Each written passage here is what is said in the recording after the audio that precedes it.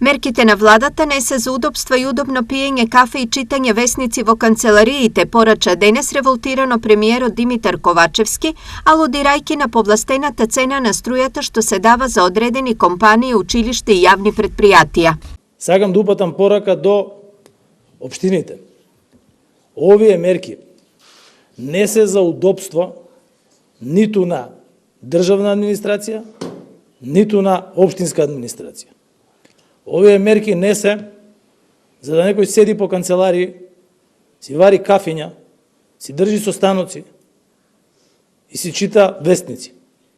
И затоа да си поднесат за комунални предпријатија за снабдување со вода, за основни и средни училишта. Реакцијата на Ковачевски доаѓа откако е констатирано дека некои општини наместо за субвенционирана цена на струјата да ги пријават водоснабдителните предпријатија и училиштата, си ги пријавиле општинските згради.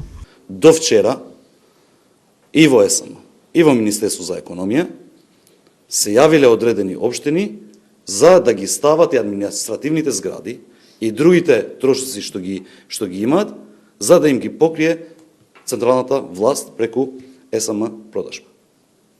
Јас би сакал да го користам ова прилика да ги повикам градоначалниците низ градовите да ги следат сите можности што им ги дава владата, навремено да се пријавуваат, пошто на крај на денот тоа ќе значи поголеми цени на нивните услуги од 1 јануари наредната година. До сега за субвенционирана цена на струјата од 474 училишта во државата пријавени се 233, од 70 јавни предпријатија 50, а од околу 1000 очекувани компании документи за поевтина струја доставиле 235.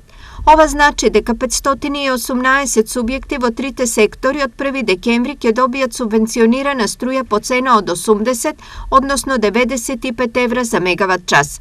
Колку дополнителни количини на струја ќе бидат потребни за да се задоволат нивните потреби се уште се пресметува, како и тоа од каде оваа струја ќе се обезбеди. За дополнителните субјекти кои ги снабдуваме и кои треба да ги снабдиме во нареден период, а кои досега се снабдуваа на слободниот пазар, делумно ќе треба да се изврши набавка на електрична енергија, која што од ЕСМ за да ја добиваат струјата по субвенционираната цена, а зашто владата ќе компензира код АДСМ од предвидениот буџет за енергетската криза во 2022 и 2023 година. Компаниите кои не поднеле пријава и оние кои немале комплетирани документи ќе можат да се пријават за субвенционирана струја доколку ги поднесат во текот на наредниот месец. Субвенционирана струја тие ќе добиваат од 1 јануари.